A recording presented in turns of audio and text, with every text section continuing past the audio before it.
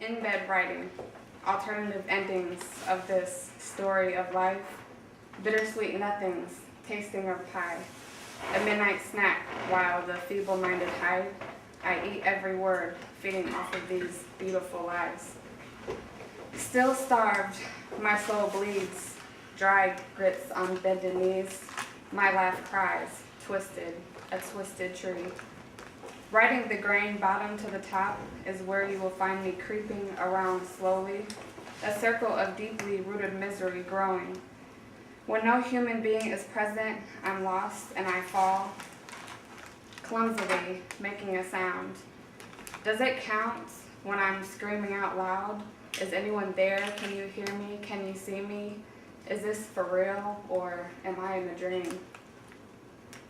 Falling far behind, can I borrow some more time? Spend it and then spin it, hues of blue and green, spin and spin.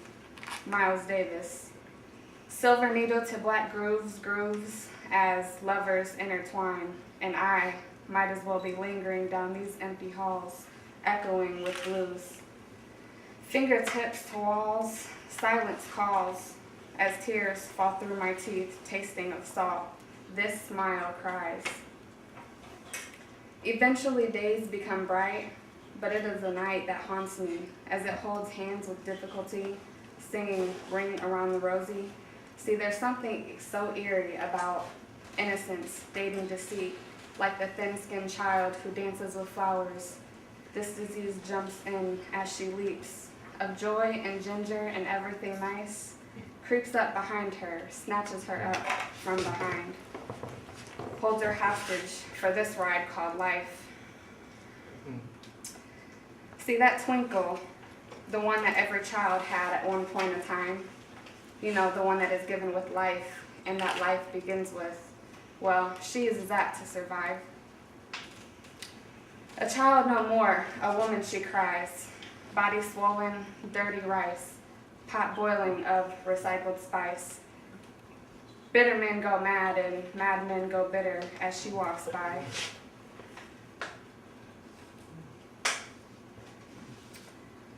She walks by, everyone looks twice. Even women try to hide their men's eyes. They're jealous, at a high. Her pride glides under every man's nose, and they follow, twinkle toes, parading after her thinking they know, but they don't. So broken is her soul, and sadly, every trap begins with hope. If her story isn't told, then it's murder she wrote. Bags of bodies attached to her belt, carrying with her wherever she goes. She names them Prada, Louis, Coach. They slow her down like unwanted guests. Jim James, Paul, and Tyrone play on the radio. They rest in her kitchen, feeding off of her heart. By the time she becomes aware of its effects, too familiar the scent of stale cigarettes and rotten flesh, it holds on to her tightly enough to grow and even spread to the next. Secondhand smoke. I choke as my lungs fill its in, climbing in my throat, dark, tough, and mangled. Don't be surprised, because even the devil was an angel. Too much to handle, I gasp. Trying to keep myself up, I hold on to the past. I've got the blues. Soaking in shadows of regret, tomorrow I forget, and I just sit and sit and sit. Stared at a wall long enough, I swear it began to talk, blinking slowly in a trance, hoping every time my eye opened, the color would change or maybe the still would dance. Watch my existence diminish as the busy outside grew busier and I remained in the exact spot. Only wrapping my mind around unproductive questionings that would eventually lead me to nowhere, hoping it would. Living out dreams in my dreams, and it was more than I could imagine. Imagine that. I held myself back like two teenage boys in a fight, knowing I wasn't going to do a thing, just counting on my best friend to play along and wishing to God he didn't bluff. That moment, if I could have captured in 1,000 words, captured in a picture, would have said 1,000 words. And the story I placed in the frame would have been completely different. A third, fourth, even fifth, they too would have changed. My life before this was no means boring, but oh, how much fun it was to lie. Infinite possibilities rocketing sky high, renaming my identity by the second, dripping in luxury, promising things that the president couldn't even come up with. My mouth vomiting quickly, words of gold, so fast my arms couldn't keep up with my hands in time to distribute them evenly. Before I knew it, my tongue dug me straight through to China. I glanced back at my path, overlooking the boundaries that I had crossed, just to get away, to escape. Realizing I'm gonna have to find a more scenic route of this one. Missing the fact that there are others who have this talent far better than me, and that I discovered quickly. Having to cut, fold, and circle my words, manipulating filth to beauty in half the time. For I was so hungry. I left truth back home with the blues, and I celebrated in the light of lies. Fun it was, to say the least, but not for long. What I painted with my tongue was a masterpiece, using all kinds of colors, colors of pain raining down. And again, still unsatisfied, this smile cried. Now tears, not tasting of salt, tears of tasting bitter, tasting of gin. Cried too many times, realizing all these people I had been and places that I went. At the end, it was not sweet enough to betray my soul, making a deal with the devil, betraying my family. I began to search within. So I found myself, along with the blues, alone again, my story climaxing in tune with the saxophone. Spread myself too thin over and over again, to the point of not existing. But instead of waiting around in sorrow, I slipped another record in.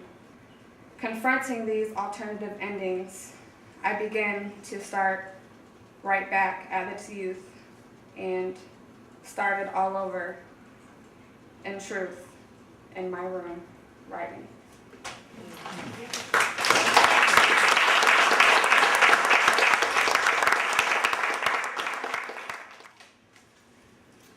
I've sung that book and read that song, gifted one with words, lifting spirits with divine light, shed my blessings into ears. Years and years of stories, yes, I was born, not from a storyteller, but to be a teller of stories. No lies, just fancily dressed lines, innocent, I swear. Innocent lines of ladies with children through the department stores, visiting hope during the holidays. For material things one is never really grateful for.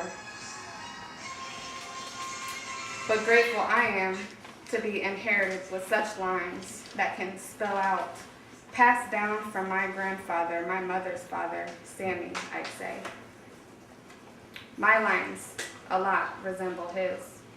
The ones forced in between his brows, like this. And the ones lifted that force my cheeks up around my mouth. From worries and jokes, although these lines are multiplied by the time he spent on this earth, from the time he spent on his earth, cut shorter than deserved. These lines I only wish to have experienced for just one day. The delightful stories handed to me by my mother, like no other keepsake, I keep them in every pocket I wear. Pulling them out, I dare, only to share them with those in despair. Southern expressions by the dozen, full of truth and crafted so clever, faithfully leaving a chuckle or smile. For the world, I'd trade them never. These lines guided by hard work, immense love and laughter, addictive and easy to the ear. His voice deep enough to move a mountain, I hear. Born a family of singers, he spent mornings whistling a lot as he worked a handyman by trade, spending the days with my mother in the fields, catching stomach cramps from rattling paper bags at nervous goats repeatedly. I almost laugh. I laugh and almost choke at the thought. Hoping to only lift your spirits by his hand, I write these lines today as I pray and pour libation and remember his name here. For he is one among thousands that have laid it down for me to follow. These lines I cherish forever.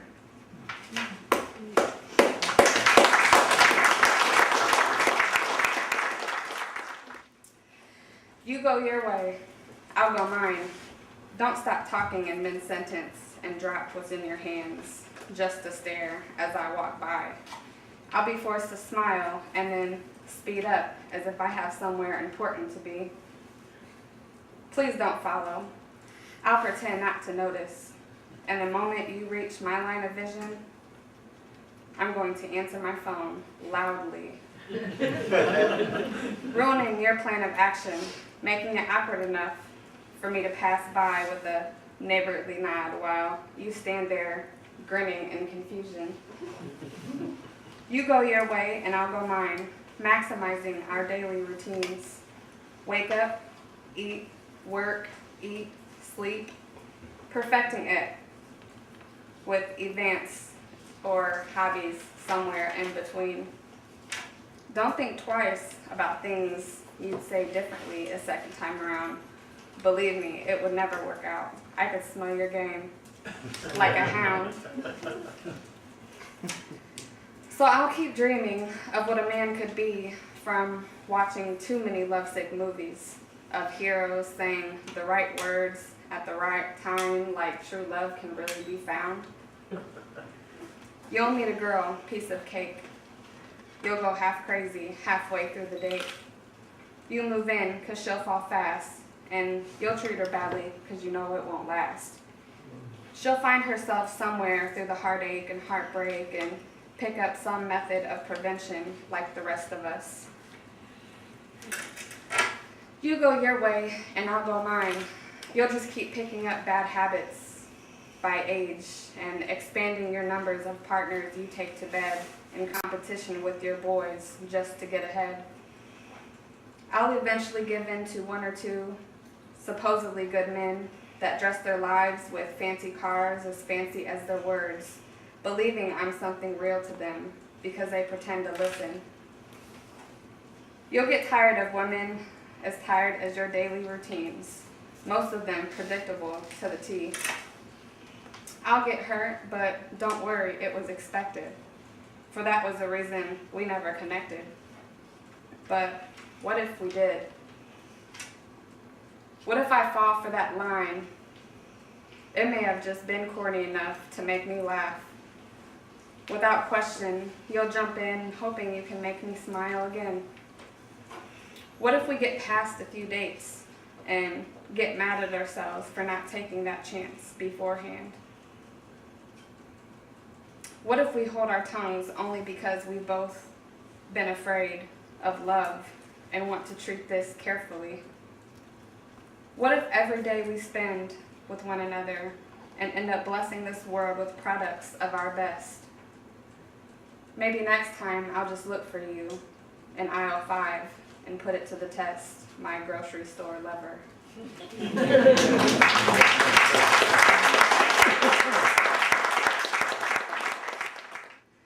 Mad cool, he said, starting from a line that read, "Good morning, gorgeous," followed by, "Hey, how you doing?"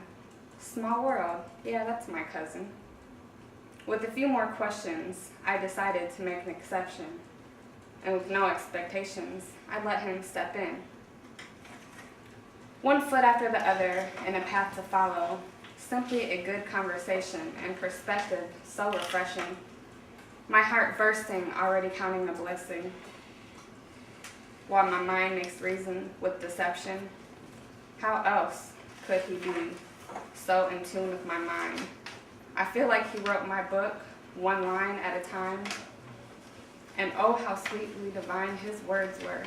His heart, his eyes, his touch slowing down time. As my heart races, fingertips to skin. We share touch and my body craves it. A few years behind, he said, but it's all in a state of mind, he pled. Been to several states, but back to you my journey led. Can't tell if it's my heart's way of not being broken again, or if it's the experience that I've deprived him of not being there yet. His being I can't blame, but as I aim to explain, words become stuck, like jumping beans locked in a box. So my mind unmoves my heart as it's full of rocks.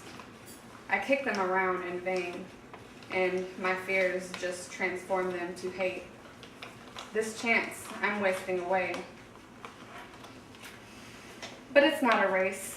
I really wish someone would have told me that to my face.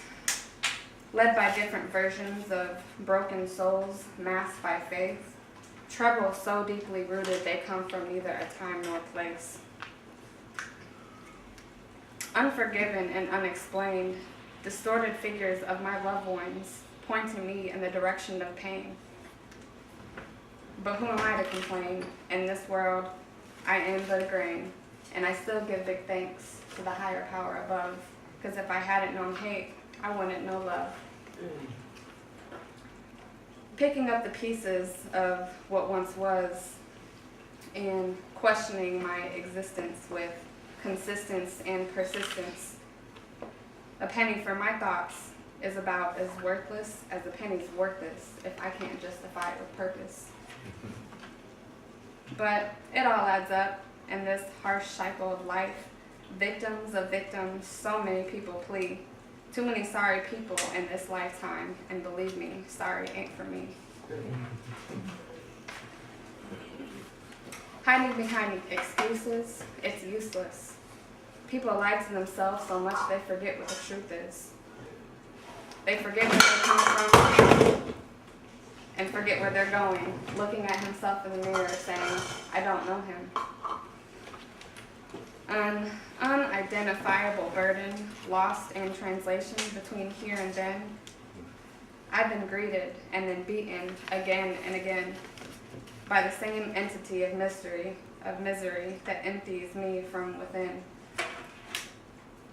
But here I am again, my intentions pure as Cain.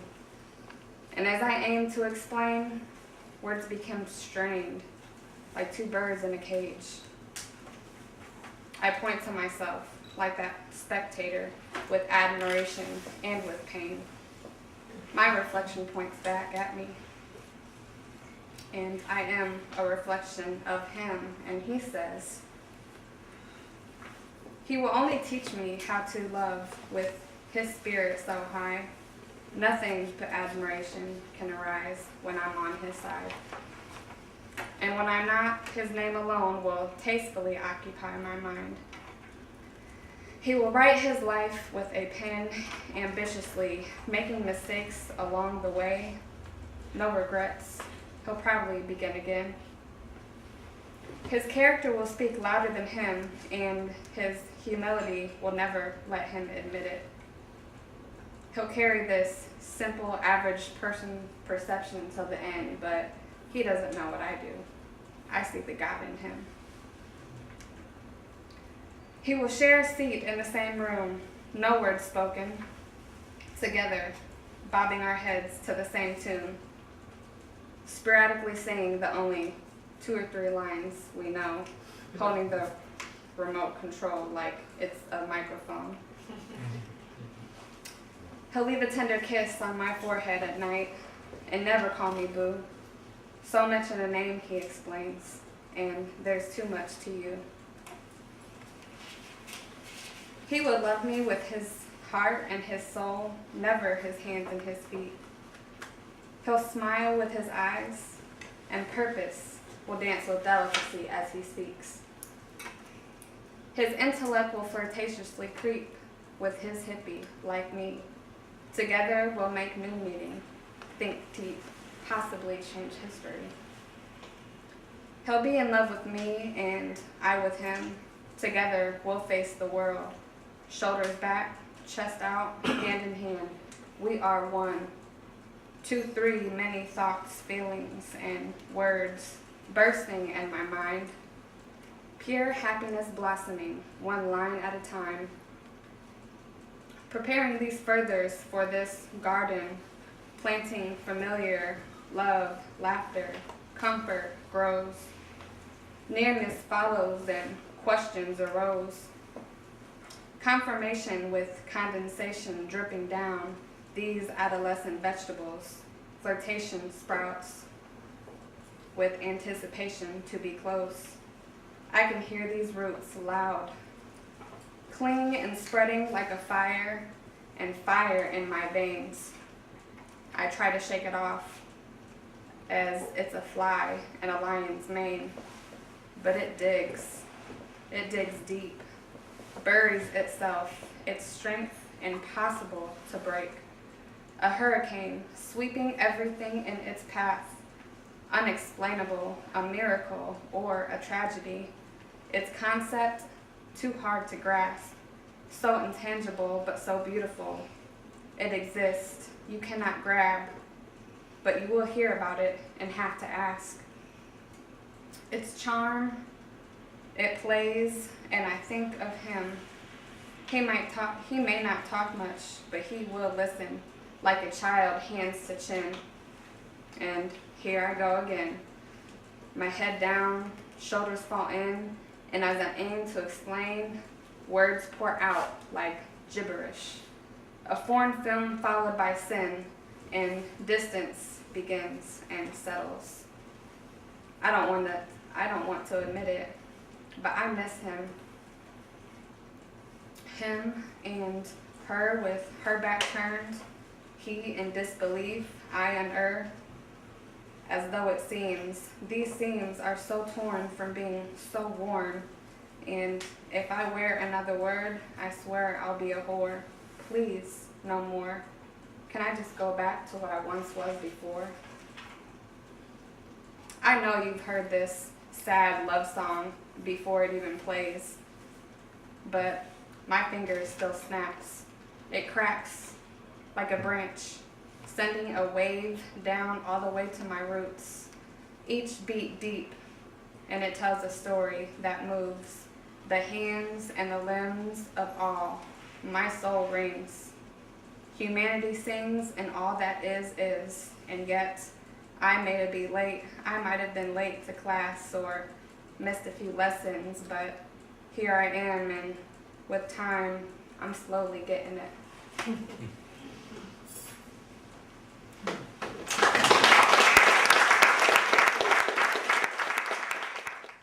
This is my last piece, and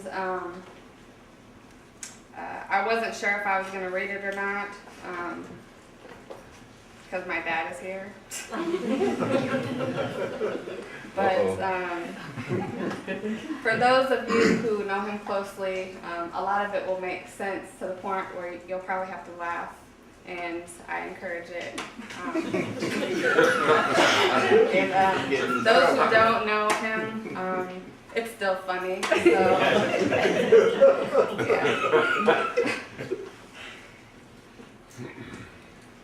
The excellence of the day settles slowly with the sun. Children frantically top off their day's work with branches, carrots, and other odds and ends, secretly wishing their masterpiece comes to life overnight.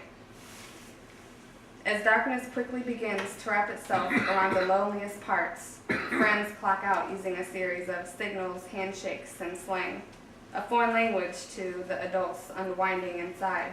and the youngest siblings staring out with curiosity as they rest their pinkies on the window pane. For they've only been entertained by clearing fog, smelling of hot cocoa from their breath, creating creatures over and over again with their fingertips. Meanwhile, I slouch on the couch watching my father clock out.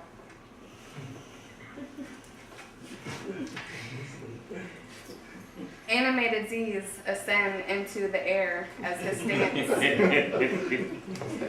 stance rotates to the left. They hover over his physical being, thousands of them at a time, nipping at the ceiling, creating a gentle buzz. If you listen close enough, you can hear his heartbeat steady and heavy, like the Danumba he sits across the room from. Boom, boom, boom, boom. His fist firmly wound up tight, covered in a thick layer of skin, rough enough to stand a brick from 57 years of hard work. But tonight, it's just searching for a place to rest. Wobbling in a kind of balancing act, it finally finds stability between his beard of gray and his face. His head hangs as his hat sags, flooded with locks, colored of his land, his people, and his blood, closely knitted just as the village he has raised. I wonder what floods his mind as he sleeps, for he claims to never dream. A brother of his once told me that you don't remember your dreams for a reason. After years of contemplating on that, at what secrets your dreams could hold, the possibilities drove me mad enough to keep a notebook on my nightstand. Deciphering a series of dreams led me to the most reasonable explanation that no matter what mystery I thought to unfold, I had wasted far too many seasons trying to figure it out. And so I thought of my wise uncle's peace of mind, and I laughed out loud, only to interrupt my father's drawn-out sound of thunder rolling off of his tongue.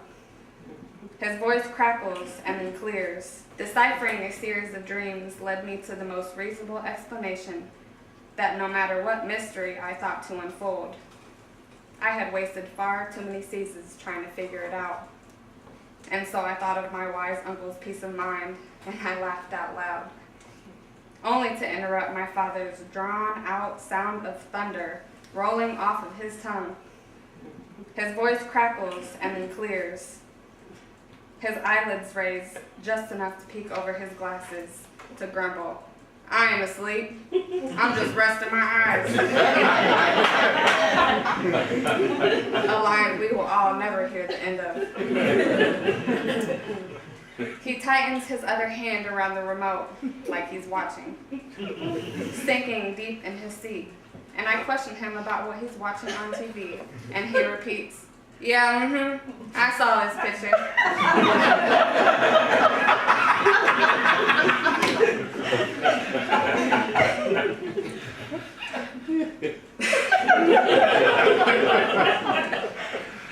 He starts his sentence beginning to complain about the fire dwindling out, but ending in a roaring gargle louder than it was before. I get up to add another a fresh log into the fireplace, crumbling paper to set it ablaze as I continue to watch the Disney Channel. His back gently cradles his belly as he unconsciously stretches his feet out closer to the fire, crossing one foot over the other. Observing his coziness reminds me of the cold that settles in my bones, for he does not believe in turning up the heat.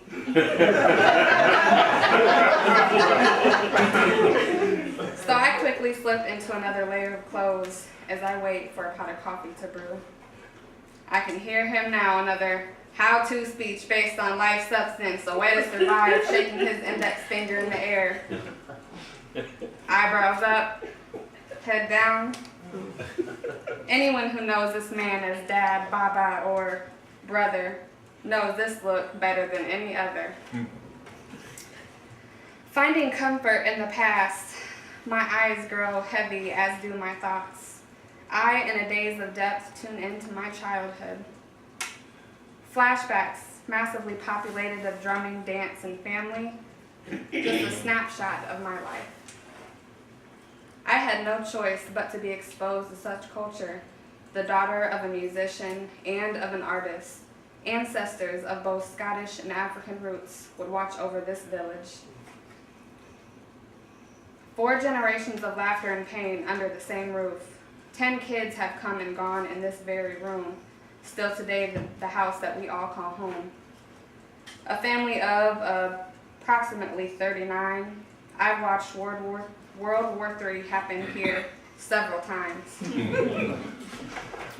Weapons of mass destruction exploding from the mouth, whipping words that have enslaved us, for words don't heal as quickly as wounds.